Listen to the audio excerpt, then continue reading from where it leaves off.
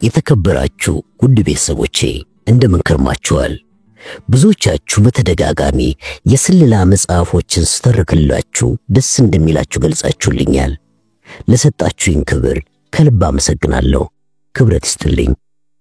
እነሆ ታዲያ እኔም ስቱዋርት ውድስ ከጻፋቸው 3 የስለላ መጽሐፎች ውስጥ አንዱን በቀለኛው ሰላይ በሚል በሙሉጌታ ይፍሩና በሚሊዮን ግዛው ወደ ሀገርኛ የተመለሰውን ይህንን ድንቅ መጽሐፍ ወደ እናንተ ሳቀርብ እንደ ሁልጊዜ ሁሉ ደስ እያለኝ ነው። ታዲያ እናንተም ቀጣይ መጽሐፍ የስለላ እንዲሆን እንዲሁም ይህንንም መጽሐፍ ቶሎ እንድንጨርሰው ላይክና ሼር በማድረግ ኮሜንት ቦታ ላይም ምልከታችሁን በማስቀመጥ ታበርቱኝ ዘንድ ከወዲሁ እየጠየኳችሁ ወደ ዝግጅት ያልፋለሁ። አመሰግናለሁ።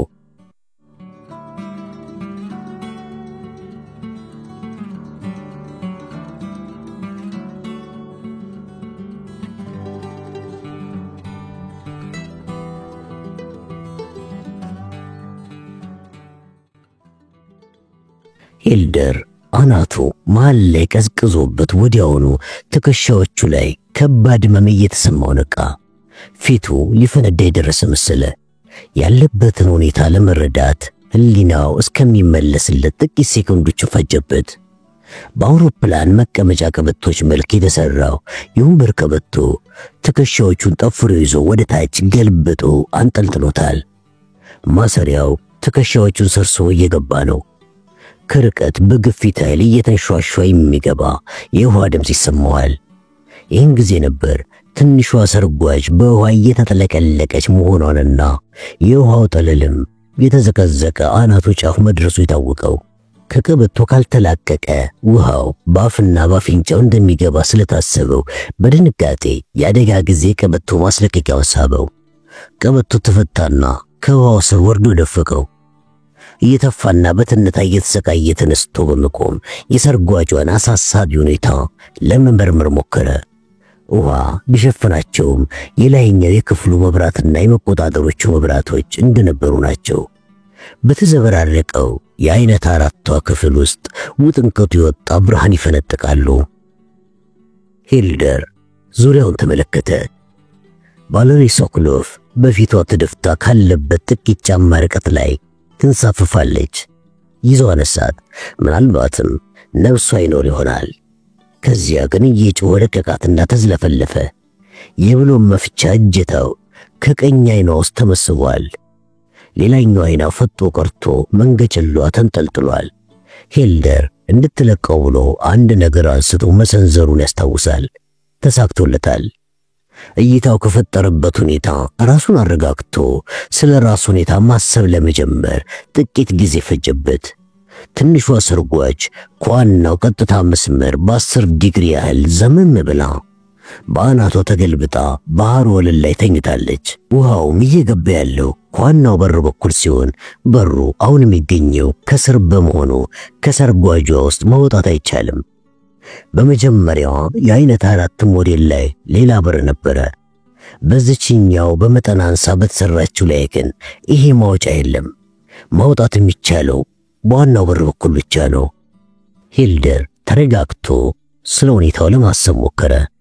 በሰርጓጇ ውስጥ ያሉት መብራቶች አሁንም እየበሩ በመሆኑ ገና የባትሪ ኃይል አለ ማለት ነው። የውጭ መብራቶቹን ቁልፍ በዳበሳ አግኝቶ ተጫነው። ከሰርጓጇ ውጭ ያለው የባህር ወለል ሰርጓጅ ባዘነበለችበት አቅጣጫ እያሽቆለቆለ ይሄዳል። ይህ አቀማመጥ ቢያንስ በከፊል ሊያንከባላት እንደሚችልም አደፋፈረው። መብራቱን አጠፋና የሰርጓጇን ያዘነበለ ግድግዳ መርጦ በሙሉ ኃይሉ ገፋው። ሰርጓጇ በጥቂቱ ዘንበል ብላ ወደ ነበረችበት ተመለሰች። በተደጋጋሚ መግፋቱን ቢቀጥልም የሰርጓጇ ሁኔታ ግን አልተለወጠም። ሂልደር አይኖቹን ከርኖ በእጁ ስለሚገኙት መገልገያዎች አሰበ። ኃይል አለው። አሰብ ባደረገና የሞተሩ ማንቀሳቀሻ ቁልፎች በመያዝ በስተቀኝ ኃይል ሰጥቷት የበስተግራውን ኃይል ቆረጠው። ሞተሮቹ በጣም አጓሩና ሰርጓጇ ወደ ጎን ካዘነበለች በኋላ መገለባበት ጀመረች። ሂልደር ለዚህ ሁኔታ ለውጥ ባለማዘጋጀቱ ያገኘውን ነገር ይሙጥኝ ብሎ ያዘ። ሰርጓጇ የበስተግራ ጎኗን ይዛረፈች። ይሄ ለውጥ ዋናውን በር ነፃ እንዳደረገለት አሰበ። ከተጣመመው በር በኩል ውሃ በኃይል ይጎርፍ ጀመር። የውሃው ኃይል እንደ መርሾች ይጋረፋል። ሂልደር በሰርጓጇ በስተቀኝ ጎን የሚገኘውን አሁን አናቱ ላይ ያለ በር ለመክፈት መታገል ጀመረ። ተከፈተና ሁለት የኦክሲጅን በርሜሎች እላዩ ላይ ወደቁ። አንዱን አንስቶ በፍጥነት ፈተሸው። አላስተነፈሰም። በርሜሉ የግፊት መቆጣጠሪያ፣ የአፍና የአፍንጫ መተንፈሻዎችን አጣምሮ ይዛል። በውስጡ ያለው ኦክሲጅን ለ10 ደቂቃ እንደሚበቃ ከስልጠናው ያውቃል። ሂልደር ከዚህ በፊት በሰርጓጅ መርከብ መለማመጃ ትምህርት ቤት ውስጥ ተመሳሳዩን ተጠቅሞበታል። የድንገተኛ አደጋ ትጥቆ በወፍራም ፕላስቲክ እንደታሸገ እግሩ ስር ይሳፈፋል። ቀበቶውን አንገቱ ላይ ያጠለቀና ፕላስቲኩን አንስቶ እሽጉን ቀደድና መልሶ ከመዝጋቱ በፊት ከውስጡ ያለውን አየር የሚችለውን ሁሉ እየጨመደደ አስወጣው። ወደ ባህር ጠለል ለመውጣት ያለበት በተቻለ ሁሉ ቀስ ብሎ ስለሆነ ፕላስቲክ ውስጥ ያለው አየር ቶሎ ወደ ላይ ይዞት ሊወጣ አልፈለገም። አሁንም ዙሪያውን ተመለከተ። የሚፈልገውን ሁሉ የያዘ መስሎታል። ከመውጫው የሚረጨው ውሃ ሊያስቀውሰው ምንም አልቀረውም። ከተወንጫፊ ውሃ ራሱን ክልሎ የሰርጓጇን ማስተንፈሻዎች ከፈታቸው። አሁን ውሃ ክንዱን በሚያሉ ፍረት እየዘለለ መግባት ጀምሯል፣ ያውም ከሁለት አቅጣጫ። አሁን የሰርጓጇ የውስጥ ክፍል ቶሎ በውሃ ይሞላል። በሚሞላ ጊዜ የውጭውና የውስጡ ግፊት ስለሚመጣጠን ዋናው በር ከተከፈተለት ከፍቶ ማምለጥ ይችላል። የድንገተኛ ጊዜ እሽጉን አንስቶ ወደ ሰርጓጇ ግድግዳ በማምጣት ተደገፈው። የአፍ መተንፈሻውን አፉ ላይ ገጥሞ አየር ማስወጫውን ከፈተው። በግፊት የታመቀው አየር ወደ ሳምባው ገባ። ይሰራል ማለት ነው። መልሶ ዘጋውና ውሃው ሲሞላ የሰርጓጃው በር ይከፈታል የሚል ተስፋ ይዞ ይጠባበቅ ጀመር። የማይከፈት ከሆነ ግን ማስተንፈሻዎቹን ከፍቶ ውሃ ያስገባው የራሱን ሞት ለማፋጠን ነው ማለት ይሆናል። አሁን ውሃው ድሮቱ ላይ ደርሷል። ከደቂቃ ያነሰ ጊዜ እንደቀረው አሰበ። ትሪና ራቡሌን ወደ ሐሳቡ በቃለች። ሐሳቡን መልሶ ከህሊናው አስወጣው። አሁን ማተኮር የሚኖርበት ወደ ላይ እንዴት እንደሚወጣ ነው። በድንገት ትዝ አለውና የምርጫ ልብሱን ኪስ ከፍቶ የሲያናይድ መርዝ ብልቃቱን አወጣና ከፍታው እየጨመረ በሚሄደው ውሃ ላይ ወረወረው። በዚህ ሁኔታ ሳያደርገውም አዎ ባህር ጠለሉ ላይ ደርሶ ከተንሳፈፈ መያዙ አይቀርም። እስካሁን ቦታው በአሳሂ ጀልባዎች ተጥለቅልቋል። ወደ ሰርጓጇ የሚንፈቀፈቀው ውሃ ከበላዩ ያሉትን ጀልባዎች ሞተር ድምፅ ያፍነዋል። ከተያዘ እንደሚሆን ይሆናል፣ ግን ምንም ይምጣ ምን ራሱን አያጠፋም። ውሃው አገጩ ጋር ሲደርስ የግፊት መቆጣጠሪያ የአፍ ክዳኑን በጥርሱ ነክሶ እንደገና አየሩን ለቀቀና የአፍንጫ ላይ ግጣሙን አስተካከለ። በግፊት ኃይል እየተስፈነጠረ ሳምባው የሚገባውን አየር በትግል ወደ ውጭ ማስወጣት ጀመረ። በሰርጓጅ ውስጥ ያለው አየር መሳሳት ስለጀመረ በጭንቅ መተንፈስ ላይ ነበር። ዋናው ማውጫ ጋር እስከሚደርስ እየተንጠላጠለ ሄድና የግፊት መዘውሩን አሽከረከረው። ያለ ችግር ዞረለት። ለዚህም አምላኩን አመሰገነ። በሩን ሲገፋው በከፊል ተከፈተና አንድ ነገር ያዘው። ከዚያ ወዲያ አልንቀሳቀስ አለው። የድንገተኛ ጊዜ እሽጉን አሹልክና እንደምንም ታግሎ መውጣት ጀመረ። ለአፍታ ያህል መውጣት የማይችል ስለመሰለው ድንጋጤ ሰንቆ ያዘው። ድንገት ሳያውቀው ግን ሾለከና መንሳፈፍ ጀመረ። ነፃ ሆኗል። እስከሚያስታውሰው ድረስ እስካሁን የቆየው የ30 ሜትር ጥልቀት ካለው አስር ነበር። በጥልቀት አየር እየሳበና ሜትሮቹን ለመቁጠር እየሞከረ በዝግታ ወደ ላይ መውጣት ቀጠለ። የውሃው ቅዝቃዜ አይጣል ነው። ስለዚህ ላለማሰብ እየሞከረ ይቆጥራል። 30 ላይ ሲደርስ ውሃው የሞቀ መሰለው፣ ግን ገና ጠለሉ ላይ አልደረሰም። ዙሪያው በብርሃን ተከቧል። አፍታም ሳይቆይ እንደሚደረስበት ታውቆታል። ድንገት ሳምባው በግማሽ አየር እንደተሞላ ያለምንም ማስጠንቀቂያ የበርሜሉ አየር አለቀ። ገና መቼ 10 ደቂቃ ሞላ። 4 ወይም 5 ቢሆን ነው። አሰበ። የሳባትን አየር አምቆ ይዟት ከቆየ በኋላ አስወጣት። ጠለሉ የት ነው? ውሃውን ወደ ሳምባው ሊስበው መሆኑን እያሰበ ሳለ ግን ጠለሉ ላይ ደርሶ አየር አገኘ። የአፍና የአፍንጫ ግጣሞቹን ተፋቸው። ዙሪያውን ተመለከተ። ከባድ ጭጋግ አለ። ጥቅጥቅ ያለ ጭጋግ በስሱም ያካፋል። ላይያዝ መሆኑ ነው። ከግራና ከቀኙ አንድ ከርቀት አንድ ደግሞ ከቅርብ የሚመጡ የሞተር ድምጾች ይሰሙታል። ሂልደር ትጥቁን የያዘውን የፕላስቲክ ከረጢት ዚፑን ከፈተና በትንፋሹ ሞልቶ ለቀቀው። የመሮጫ ጫማዎቹንና ልብሶቹን አውላለቀ። ከውስጡ ሱሪው ሌላ እርቃኑን ቢሆን በተሻለ መዋኘት ይችላል። ግን ወዴት? በቅርብ ያሉ ጀልባ እስከሚርቀው ድረስ ጠበቀና ሁለት ጣቶቹን አፍ ውስጥ አስገብቶ በቻለው ኃይል ሁሉ አፏጨ። ድምፁ ጭጋጉ የዋጠው ይመስል ከሰመ። ፊቱን አዙሮ ዳግመኛ አፏጨ። አሁንም ድምፁ ከሰመ። አሁን ደግሞ ፊቱን ወደ ሌላ አዙሮ ደግሞ ሞከረ። አሁን ግን የገደል ማሚቱ የተፈጠረ መሰለው። ፕላስቲኩን በልጅነቱ ዋና ሲለማመድ ተንሳፋፊ ይዞ እንደሚያደርገው እየቀዘፈ መዋኘት ጀመረ። በዙሪያ ክብ ሲዋኝ መቆየት ስላልፈለገ ሁለቱንም እግሮቹን እኩል በማወናጨፍ ተግባር ላይ አትኩሮቱን አሳረፈ። እያፏጨና እየዋኘ በሱ ሰዓት አቆጣጠር ግማሽ ሰዓት ያህል ቆየ። የፉጨቱ ማሚቱ በጥራት እያስተጋባ ጆሮ ጋር መድረስ ጀምሯል። ለ5 ደቂቃ አረፈና ቀጠለ። ዳግመኛ እረፍት ሲያደርግ እግሩ ቋጥኝ ላይ አረፈ።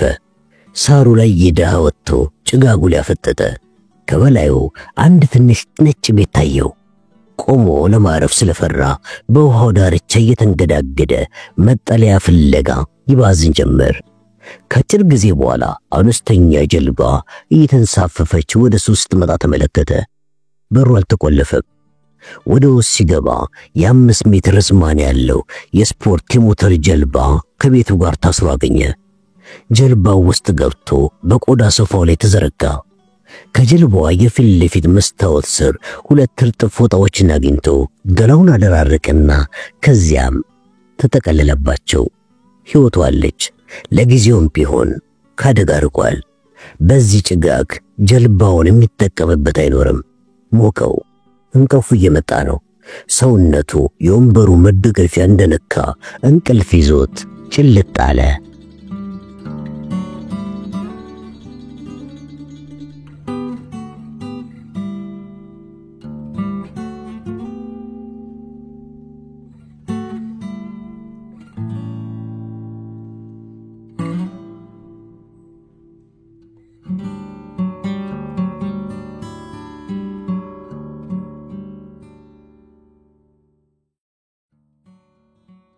ሮል ከረጅምና ጠባብ በግምት የ25 ጫማ ርዝመትና የ12 ጫማ ስፋት ካለው ክፍል በላይ የሚገኝ አነስተኛ የደረጃዎች መጨረሻ ላይ ደረሰች። ከውጭ በኩል ከአንደኛ ፎቅ ላይ ሊሆኑ ከሚችሉ ከፍ ብለው ከተደረደሩ መስኮቶች በኩል ብርሃን ይገባል። በስተቀኝዋ 6 ጥንድ የሚሆኑ የበረዶ መሸራተቻ ምርኩዞችና ጫማዎች በትንሽ በርሜል ውስጥ ተቀምጠዋል። ቦታው ከዚህ ቀደም በትምህርት ቤትነት በሚያገለግልበት ወቅት መጋዘን ሆኖ ሲያገለግል የነበረ ሊሆን እንደሚችል መገመት ይቻላል። አሁን ግን የበረዶ መሸራተቻ መሳሪያዎች ማከማቻ መሆኑ በግልጽ ይታያል። የክፍሉን ጥግ ይዘው በሁለት ጎን የተደረደሩ የብረት መቀመጫዎች አንዱ ላይ አንድ ሰው ተቀምጧል። ወዳለበት በዝግታ እየተራመደች ሁኔታውን መረመረችው። በጣም ተለዋውጧል። ፎቶግራፎቹ ላይ ያሉት ምስሎች እድሜው 60 የሚገመት ጥቁር ጸጉር ግንባሩ ድረስ ድፍት ያለ ጥቅጥቅ ያሉ ቅንድቦቹና የንስር ገጽታን የሚያለብሰው ቆልማማ አፍንጫ ያለው ሰው አስታውሷት። አፍንጫው ተሰብሯል። ያለ ስቃይ በሆነ ተመኘች። በሕክምና ጥገና አልተደረገለትም።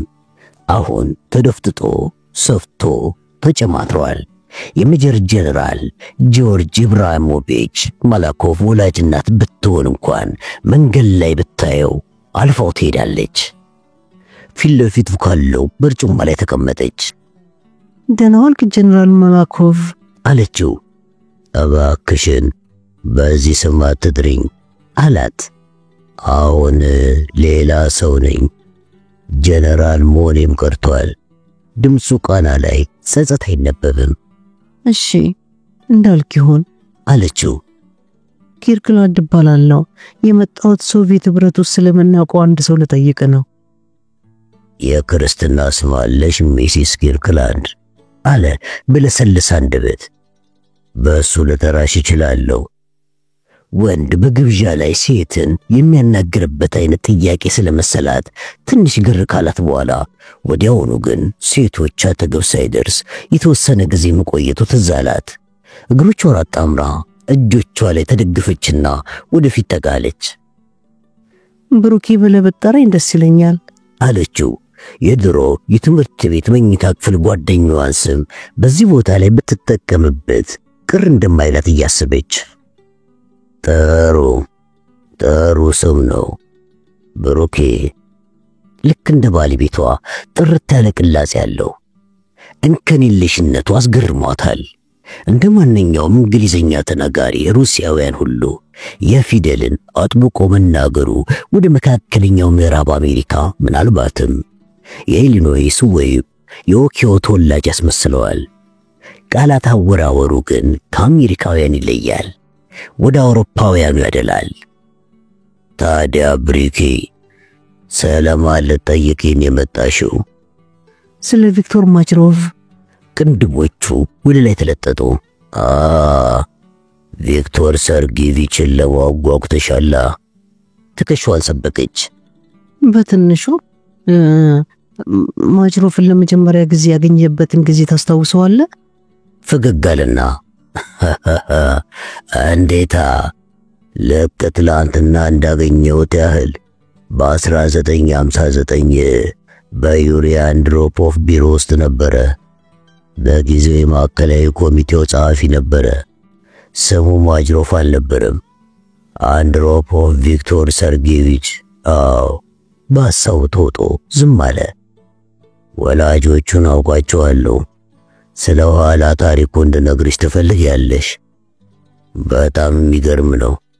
ትፈልጋለች የክርስቶስ ያለ። አዎ ምንም ጥያቄ የለውም።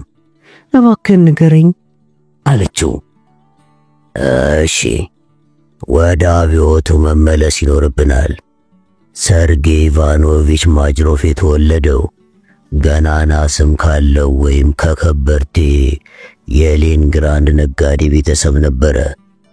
የዊንተር ቤተ መንግሥት በተወረረ ወቅት የፈረሰኛ ሰራዊቱ ካፒቴን ነበረ። የራሱን ኃይልም ለአብዮቱ መስዋዕትነት አቅርቧል። በዚህም የሌኒንን አትኩሮት አገኘ። ከአጭር ጊዜ በኋላ የሌኒን የግል ጠባቂ ሆነ።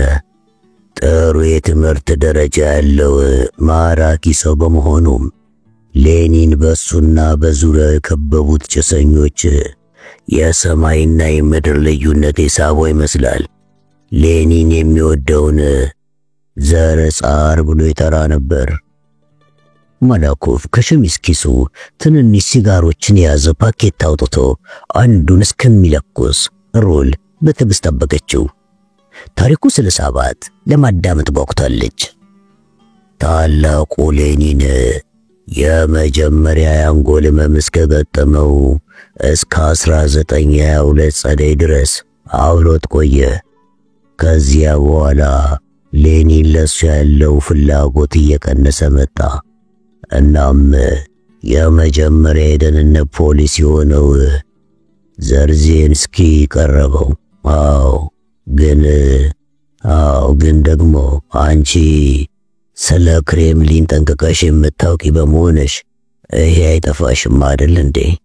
እባክህን ቀጥል አለችው ስለሷ ማወቅ የፈለገውን ወደ ጎንየቶች። ሰርጌይ ኢቫኖቪች በዘርዜንስኪ ልክና ስር ሆኖ ሲፍጨረጨር ቆየ። ከዛም በቤሪያ ስር በ1930 ገደማ ከአንዲት ወጣት ሴት ጋር እንዳውም ልጃገረድ ነች። ከሷ ጋር ተዋወቀ። ናታሊን ፈርሶቫ ትባላለች። የተወለደችው እንግሊዙ ሲሆን ወላጆቿ የዘር አገዛዝ ሸሽተው የተሰደዱ ቮልቬስኪ ሩሲያዊ ናቸው። ስታሊን የቴክኒክ መሐንዲስ በመሆኑና ልጅቷም ለንደን ውስጥ በስፖርታዊ ዳንስ የሰለጠነች ስለነበረ ቶሎ ብለው ግብዣውን ተቀበሉ። እሷም በቮልቮ ስፖርታዊ ዳንስ ውስጥ ተቀጠረች። በዛን ሰዓት ማጅሮፍ በአርባዎቹ መጀመሪያ የዕድሜ ክልል ውስጥ ሲገኝ እሷ ግን 18 ወይም 19 ዓመት ቢሆናት ነበረ።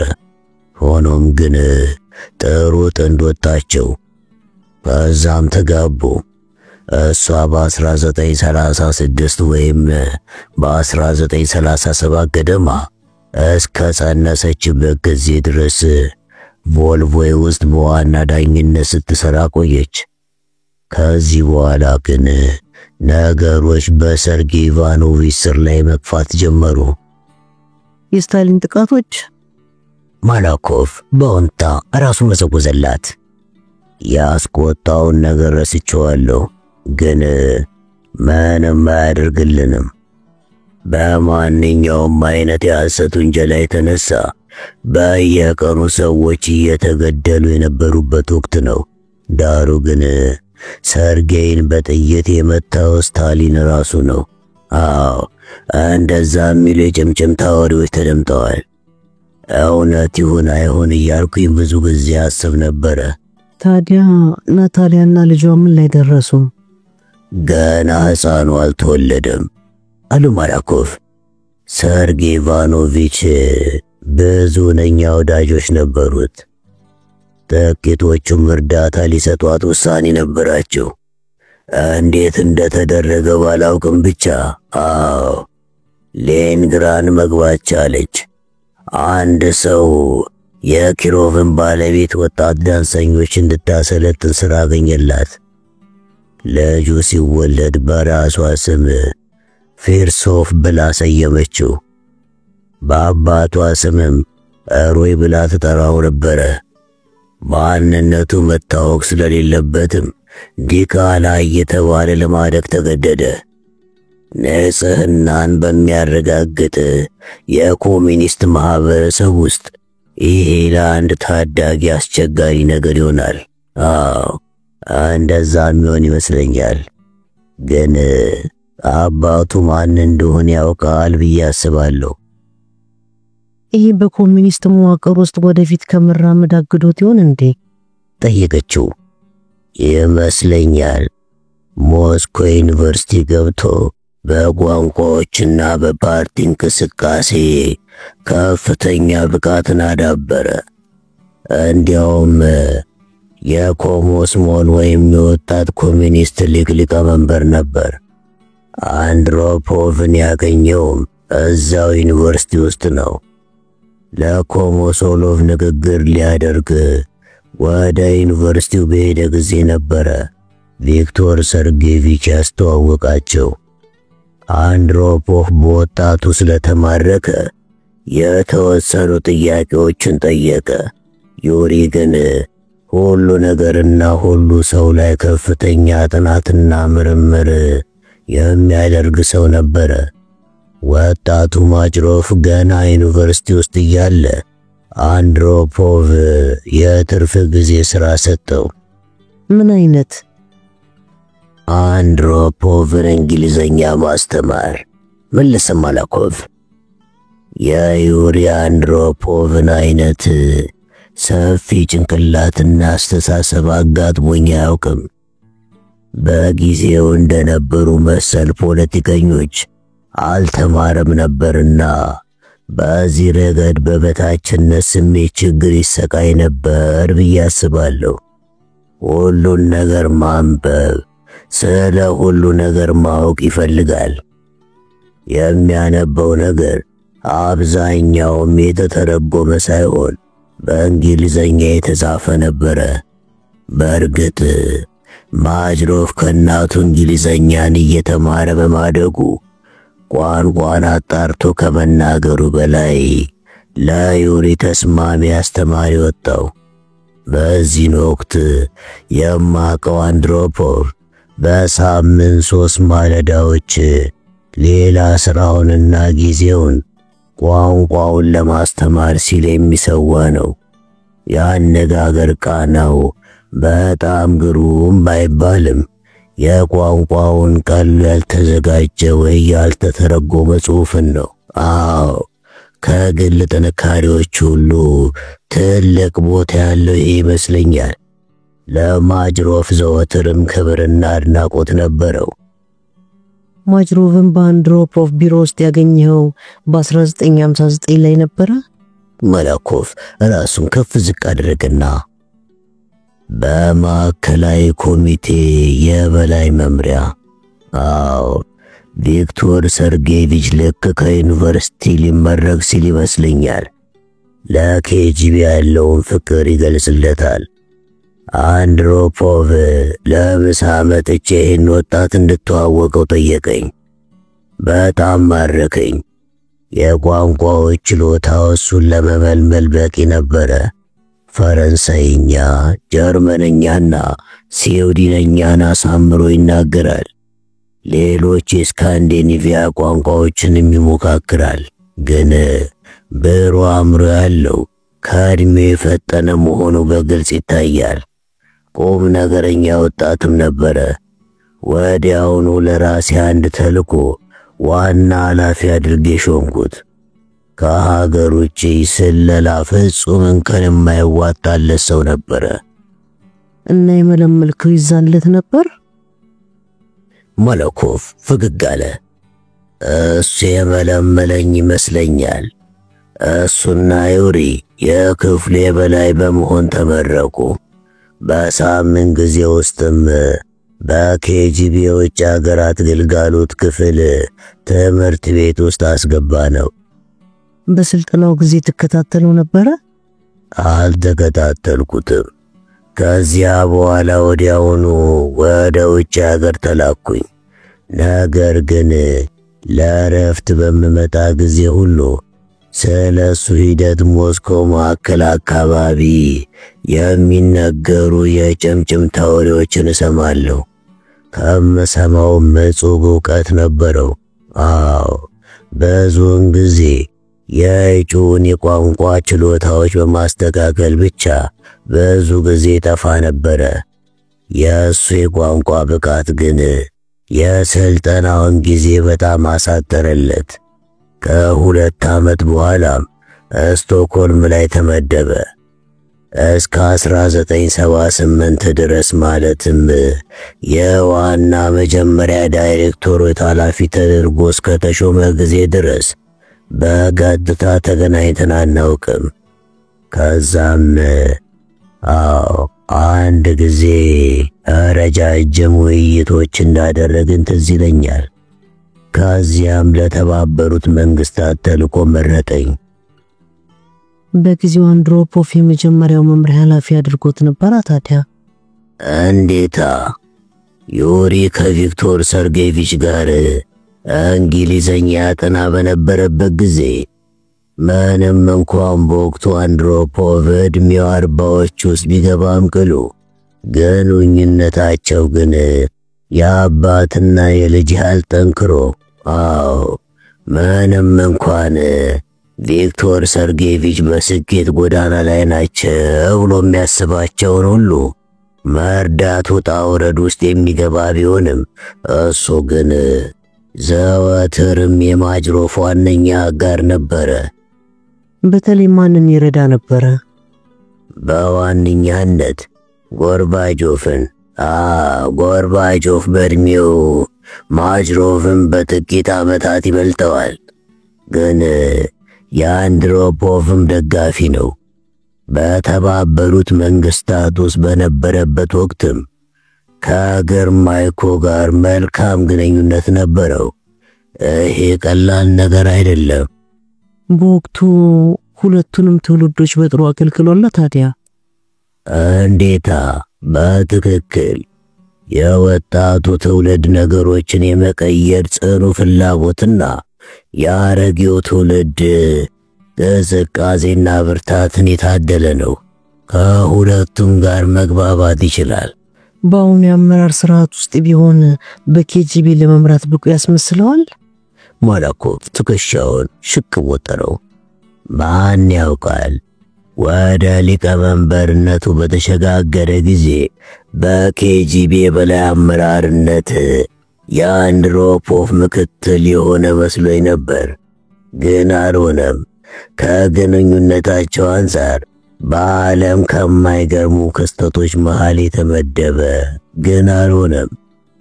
ለምን ይመስልሃል? አንድ መላምት አለኝ፣ ግን ተሳስቼ ሊሆን ይችላል። ሩል ጉዳዩን ለመስማት ቸኮለች። መላምት ምንድነው? አንድ የተሻለ ነገር አግኝቶ ይመስለኛል። አሁን የሷ መላምት ራሱ ድጋፍን እያገኘ ነው። ቀጣዩ ጥያቄዋ አንድ እርምጃ ወደፊት ሊያራምዳት ይችላል። ከኬጂቢ የበላይ አመራር የበለጠ ምን ይኖራል? ማጅሮፍ ለራሱ አንድ ነገር ያቀደ ይመስለኛል። ከዚያ ሌላ ለሱ ምንም የተሻለ ነገር ሊሆን አይችልም። የእንቅስቃሴ ነፃነትን ዘወትርም በጣሙን ይፈልግ ነበረ። የኬጂቢ የበላይ ከመሆን የተሻለ ለራሱ ምን ሊፈጥር ይችላል? እኔ እንጃ፣ ግን ከመጠን በላይ ከፍተኛ ቦታ ያለው መሆን አለበት። አዎ፣ እንደዚህ አይነት ነገር ለቪክቶር ሰርጌቪች ይሆነዋል። ከተሳካ ወደ ፖሊት ቢሮ የሚያስወነጭፈው አለያም የመሪነት ስልጣኑን የሚያስጨብጠው ሊሆን ይችላል። ያን ያህል በትልቁ ያስባል ማለት ነው?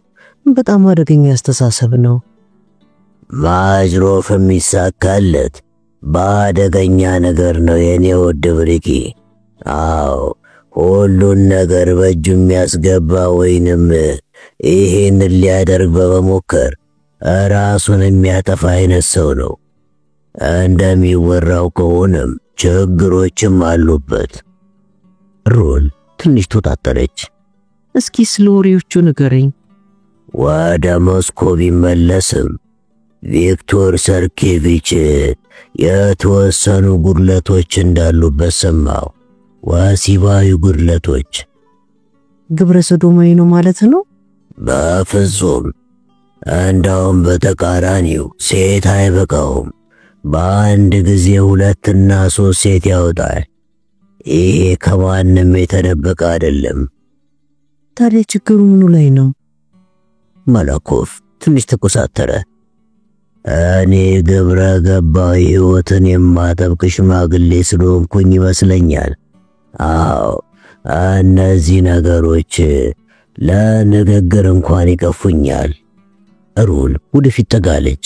እባክህን ንገረኝ አለችው። እሺ፣ የሚባለውማ አንዳንድ ጊዜ ነገሮች ከመጠን ሲያልፉ አንዳንዴ እንደሚገድል ነው። የወሲብ ጓደኞቹን የሚገድለው? ማላኮቭ ራሱን ከፍ ዝቅ አደረገ። የሚባለው ይሄ መፈጠሩን ነው። አዎ፣ ይሄም የተፈጠረው ከአንድ ጊዜ በላይ ነው። ለነግርሽ የምገደደው ነገር ይሄንን ወሬ በሰማው ጊዜ ለማመን ያለመቸገሬን ነው። ለምን አልተቸገርክም? ስለ ማጅሮፍ ምን ብታውቅ ነው ከወሲብ ጋር የተያዘ ግድያ ይፈጽማል ብለህ ለማመን ያልተቸገርከው? ግድያ መፈጸም ከባድ አይደለም አለ ማላኮቭ ሐዘን ባጠላበት አንደበት። እኔም ገድያለሁ። ኬጂቢ ውስጥ ለረጅም ጊዜ ከቆየሽ በቀጥታም ሆነ በተዘዋዋሪ መግደልሽ አይቀርም። ሴንቲውን መሰንዘር የሚችለው ግን ሁሉም ሰው አይደለም። አንዳንድ ሰዎች ግን ይሄ ያስደስታቸዋል። በአንድ ወቅት ማጅሮፍ በዚህ ድርጊት ሲደሰት ተመልክቼዋለሁ። ስለ ሁኔታው ንገረኝ እስኪ። ማላኮቭ መሬት ተመለከተ። ሶቪየት ኅብረት ውስጥ የሰራዊቱ የሞት ቅጣት እንዴት እንደሚፈጸም ታውቂያለሽ? በኢላማ ተኩስ ስኳዱ ይመስለኛል አይደለ? ማላኮቭ ባሉታ ራሱን ዘወዘ። አይደለም፣ የሞት ቅጣትን የሚሰጡ ጥፋቶች የተኩስ ስኳድ ይበዛበታል። ለዚህ አይነቱ ወንጀለኛ የማይገባ ክብር ይሆናል። ግን ይሆናል ብሎ ለሚያምነው ይህንኑ ነበር። የተኩስ ስኳድ ተመርጦ ይዘጋጃል። ወንጀለኛውም ወደ እነሱ በእርምጃ እንዲሄድ ይደረጋል። ከዚያም የተኩስ ስኳዱ ራሱን እያዘጋጀ መስሎ በሚታይበት ወቅት አንድ መኮንን ከወንጀለኛው በስተኋላ ድምፅ ሳያሰማ ይቀርበውና በሽጉጥ ጭንቅላቱ ላይ ተኩሶ ይመተዋል። ሩል ምንም አልተናገረችም። በአንድ ወቅት ማጅሮፍ ይህን መሰል የሞት ቅጣት ሲያከናውን መመልከቱን ነገራት። አዎ ትዝ ይለኛል።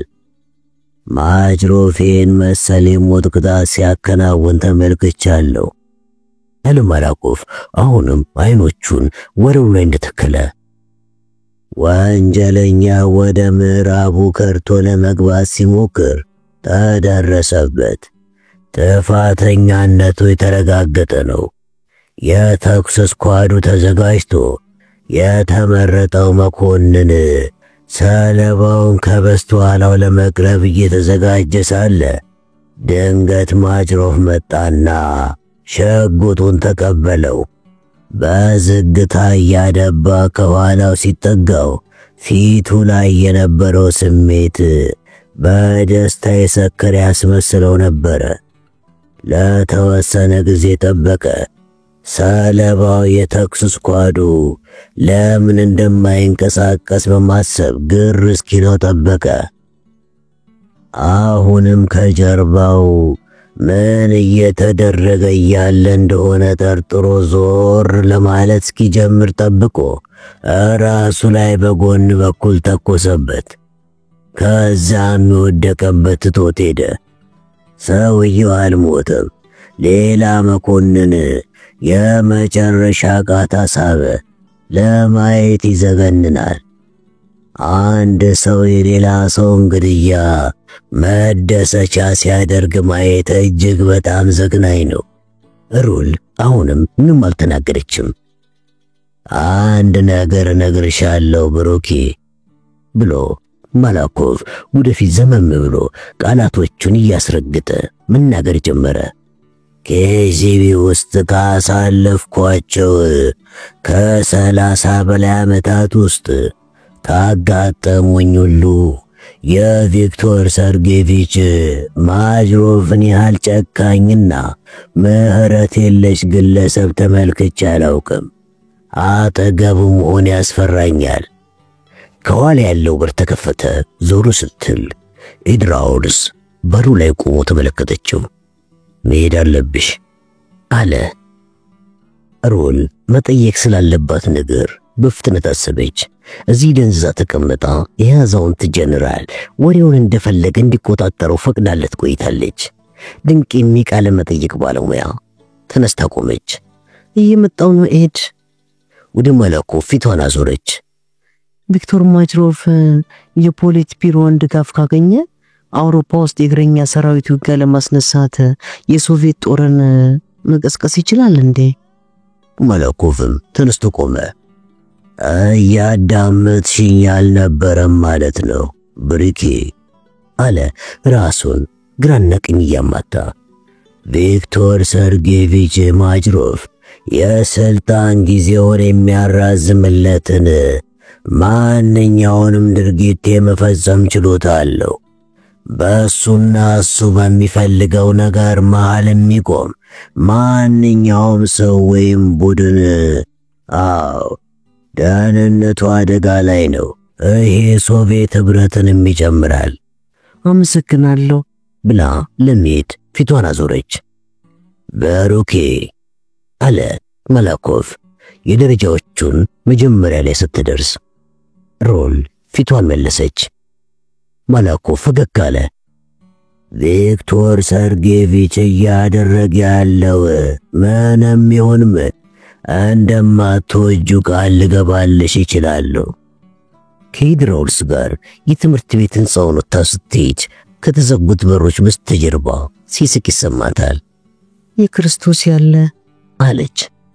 ይህ ትምህርት ተምሮ ከመውጣት አይተናነስም። መኪናዋ ጋር ደርሳ ቆመችና ፊቷን ወደ ራውል ሳዞረች። ኢድ አንድ ባዶ ሐሳብ ይዘህ የሙጥኝ ብለህ ስታሳድደው የምታገኘው መረጃ ሁሉ ሐሳብን የሚደግፍ ሆኖብህ ያውቃል? አዎ መለሰ ራውል። አንድ ወይም ሁለት ጊዜ ደርሶብኛል። በፈገግታ ተመለከታት። በጣም አስፈሪ ነው አይደል? ምንም አያጠያይቅም። ክንዷን በትከሻዋ ዙራ ጉንጩ ላይ ሳበችው። አመሰግናለሁ። ያደረክልኝ ልገልጽልህ ከምችለው በላይ አስደስቶኛል። አስታውሺ አላት። የዛሬውን ጉዳይ የትኛው ማህደር ውስጥ አታስገቢውም። ማንኛውንም አይነት ሐሳብ ለማስደገፍ መጠቀምም አትችይም። አስታውሳለሁ አለች መኪናዋ ውስጥ ገብታ ሞተሯን እያስነሳች። እሺ ላንግሊው እንገናኛለን። በቃ ሂድ። እንደምንገናኝ ተስፋ አለኝ ኬት መለሰላት። ፈገግታው ግን ከስሟል። ትልቅ ተስፋ አለኝ። ወደ ስቶይ ያቀንታ ወደ በርሊንግተን ዞረችና አውሮፕላኗ ወደሚጠብቃት ስፍራ መራች። ወደዚህ መጣችው ማረጋገጫ ለማግኘት ነው። አግኝታለች። ግን ቀለል በማለት ፋንታ ጭንቀት ለምን እንደሰፈረባት አሰላሰለች።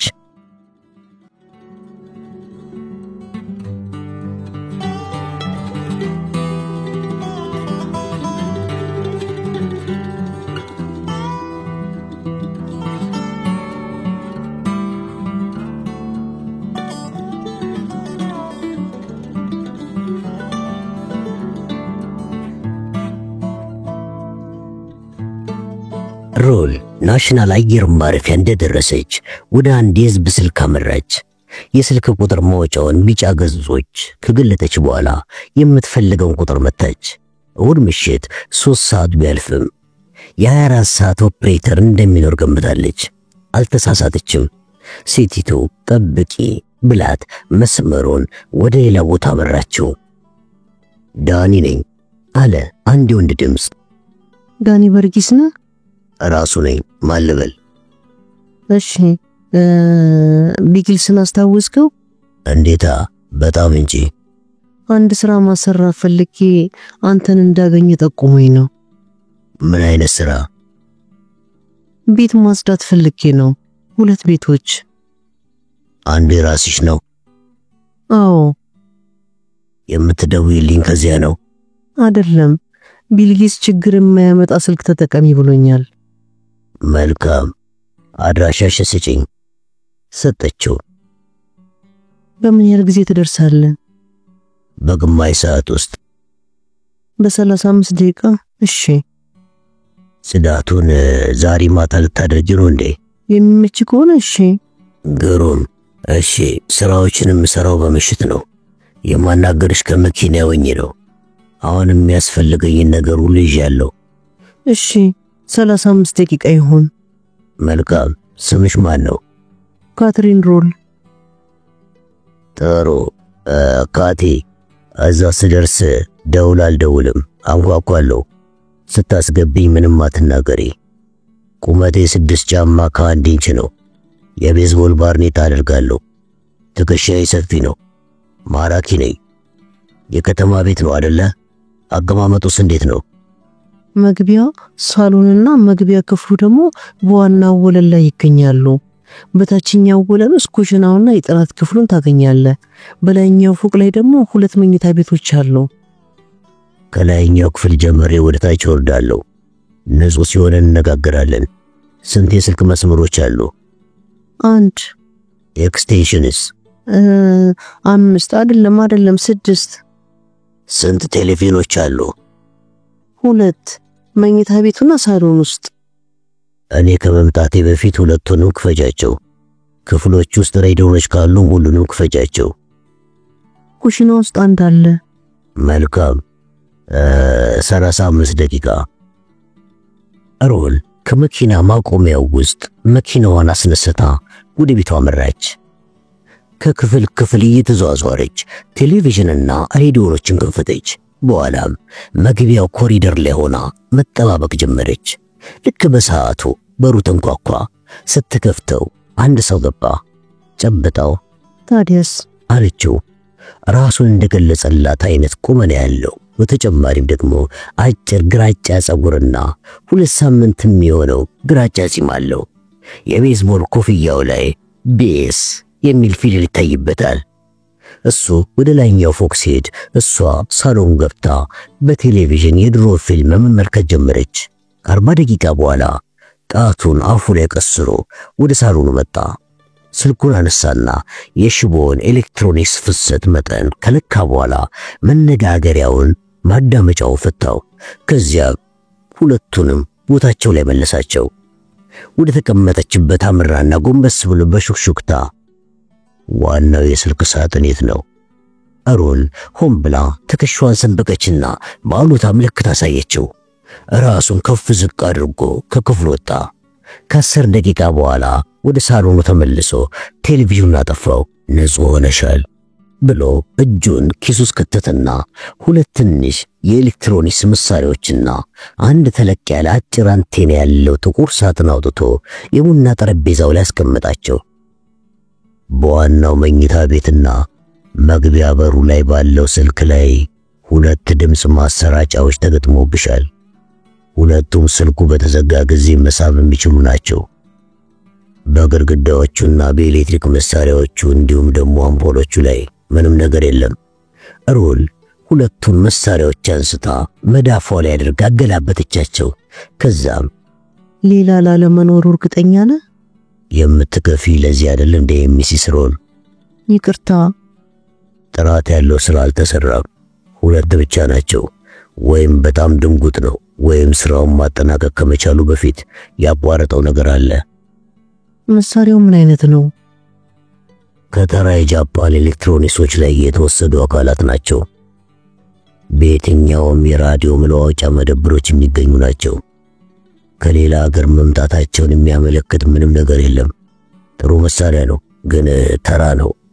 2 ትንንሽ ማሰራጫዎች በስልክ ስትነጋገሪ ባለሽበት ክፍል ከ12 እስከ 15 ጫማ የክብ ስፋት ውስጥ ይቀበሉሻል። ከዚያም ድምፁን በስልክ መስመርሽ በኩል እታችኛው ክፍል ወዳለው የስልክ ሳጥን ይልኩታል። እዚያ የተገጠሙ ጥቁር ሳጥን ድምፁን በአንድ ዋታ ያህል ከፍተኛ ፍሪኩዌንሲ ወደ አየር ያሰራጨዋል። ይሄ ሞገድ በሩብ ማይል ርቀት ላይ ባለ በማንኛውም ሬዲዮ መደመጥ ይችላል። እንከን የለሽ ቅንብር ባይሆንም ሰውየው ግን መኪናው ውስጥ ወይም አፓርትመንትሽን በቅርብ ርቀት ላይ በሚገኝ ሌላ አፓርትመንት ውስጥ ሆኖ ሊያዳምጥሽ ይችላል።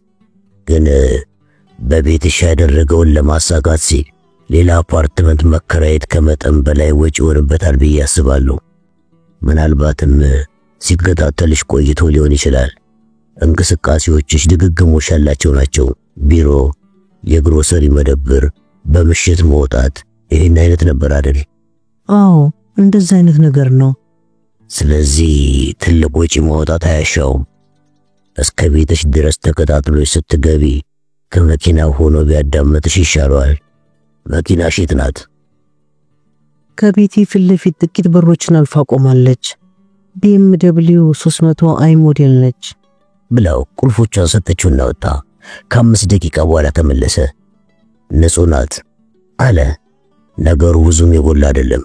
እንደሚከታተልሽ አታውቅም የሚል ግምት አለው። የተደበቀ ነገር እንደሌለ ይሰማሻል አይደል? ከቢልጊስ ጋር የምትሰሪው ስራስ? እሱ ሊሆን ይችላል። በስልክ ወይም ቤት ውስጥ ስለ ስራሽ ታወሪያለሽ እንዴ? በፍጹም። እዛኛው ቤትስ? ከዊሊ ጋር ስለ ማጅሮፍ ያደረገችውን ውይይት ስታስበው ጆሮቿ ቀሉ። በፍጹም ዋሸችው። ያኛውን ቤት እንድፈትሽ ትፈልጊያለሽ? አድራሻ ሰጠችውና የዊሊን መኖሪያ ቤት ቁልፉን ፍለጋ ኪሶቿን ፈተሸች። ጓደኛሽ ነው? አዎ። አሁን የት ነው ያለው? ስቶክሆልም። ዛሬ ጠዋት ነው ሄደው። ችግር ከሌለ አሁኑኑ አደርገዋለሁ። ችግር የለም፣ አድርገው። ከ1 ሰዓት ባነሰ ጊዜ ውስጥ እመልሳለሁ አለ። ሮል ልብሷን አውላልቃ የሞቀ የገላ ውሃ ውስጥ ገባች።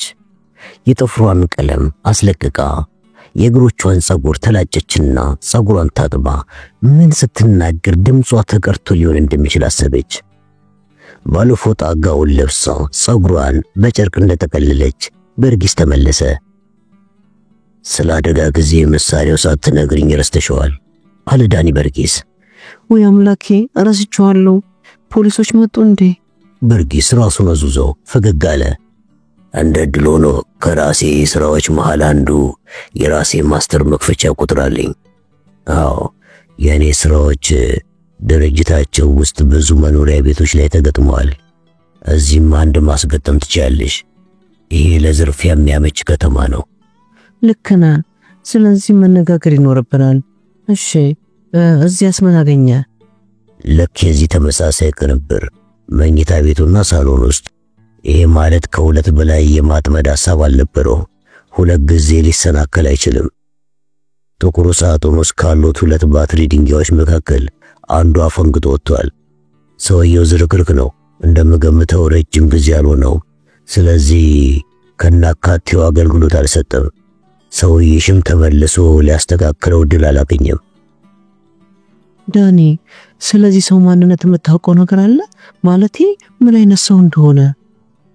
ካንቺና ከጊልቢስ የሥራ ባልደረቦች መሃል አንዱ አይደለም። የዘመኑ ቴክኖሎጂ ተከተሉ ናቸው። ለነሱ ይሄ በጣም ቀላል ነው። በፍቺ ሂደት ላይ ነሽ እንዴ? አይ ከ2 ዓመት በፊት ነው የተፋታሁት። ግን ለምን ጠየቅኝ? መቼም ይሄን ነገር የግል መርማሪ ሀገር ውስጥ ጉዳይ አድርጌ በተመለከትኩት ነበረ። ግን ከተፋታሽ ያን ያህል ጊዜ ከቆየሽ ነገሩ ሌላ ነው።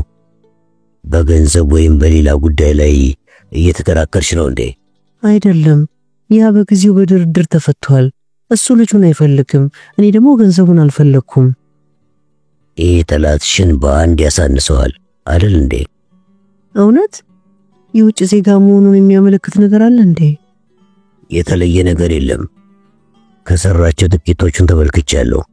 አዎ ሩሲያዊ ቢሆን እንኳን መሳሪያዎቹን በአገር ውስጥ ከሚገኙ ነገሮች ሊያዘጋጅ ይችላል። በተለይ ይታወቅብኛል ብሎ የሚፈራ ከሆነ። የሆነ ጠላት ከሆነም እምብዛም አልፈለጉሽም ማለት ነው። ያደረጉት ጥረት በቂ አይደለም። ምናልባት ጓደኛሽ እያደረገ ባለው ነገር ውስጥ አስፈራርተው አንድ ነገር ሊያደርጉሽ አስበው ይሆናል። ይሄ የሚገጣጠም ነገር ነው። ወይ ደግሞ ከቢሮሽ አንድ የወረቀት መረጃን አስገድደው ሊያስወጡሽ ይሆናል። አንቺ ላይ እምነቱን ለመጣል የሚተማመን ሰው አለ እንዴ? የለም። እሺ እንደዚህ ሊሆን ይችላል ብዬ አስባለሁ። እሱ አልጋሽ ላይ ተኝቶ ከነበረ ፈጣን ትንፋሽና የተወሰነ ንግግር ሊደርሳቸው ይችላል። አንቺ እሱ አልጋ ላይ ተኝተሽ ከነበረ ግን ምንም አያገኙም። ከቤትሽ ፊት ለፊት ከመንገዱ ባሻገር የሚኖሩትን ሰዎች ታውቂያቸዋለሽ እንዴ? አዎ ለ30 ዓመታት እዚያው ይኖሩ አዛውንት ባልና ሚስት ናቸው። ከላይኛው ፎቅ መስኮታቸው በኩል በኢንፍራሬድ ካሜራ በረጅሙ ሌንስ ያንቺ ቤት ይቀረጻል። ግን መጋረጃውን ከገለጥሽው ብቻ ነው የሚያሰጋሽ። ከጓደኛሽ መኖሪያ ቤት ግን ፎቶ ለማንሳት የቤቱ አቀማመጥ አይፈቅድም። በጣም ከፍተኛ እፎይታ ወረራት። ዊሊ እሱ አልጋ ላይ ተኝቶ አያውቅም። እሱ ቤት ውስጥ የተናገረችው ሁሉ አልተሰማም። መልካም አመሰግናለሁ ዳኒ።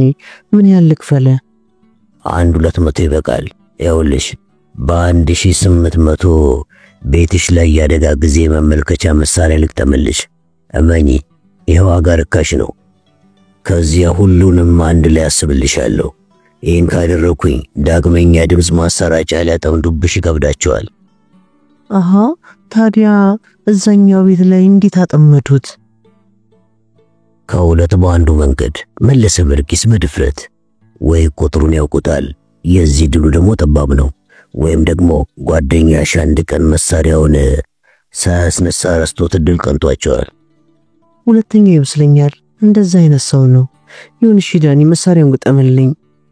መግቢያ ኮሪደሩ ላይ ወደሚገኘው የጠረጴዛ መሳቢያ አመራችና አንድ ቁልፍ አውጥታ ሰጠችው። በተመቸ ጊዜ አለችው። እኔ ቀኑን ሙሉ በየቀኑ ቢሮ ነኝ። ልክ ነሽ ሮል አለ ቁልፉን ኪስ ውስጥ እየከተተ። በዚህ ሳምንት አንድ ጊዜ ልሰራው ሞክራለሁ። ራሴ ሰራዋለሁ። ስሜ ስለዚህ ሁኔታ ልታደርጊው የምትችይው አንድ ሌላ ነገር አለ። ምንድነው? ለጥቂት ቀናት ልከታተልሽ። የሚከታተልሽ ሰው አገኘውና አናግረዋለሁ። ላፍታ አሰብ አደረገችና አይ አሁን አይደለም ነገሩ ከዚህ በፈጠነ ሁኔታ እንዲጧጧፍ አልፈልግም፣ ግን ሐሳቤን ከቀየርኩኝ እነግርሃለሁ። ያልሽውን አድርጊ።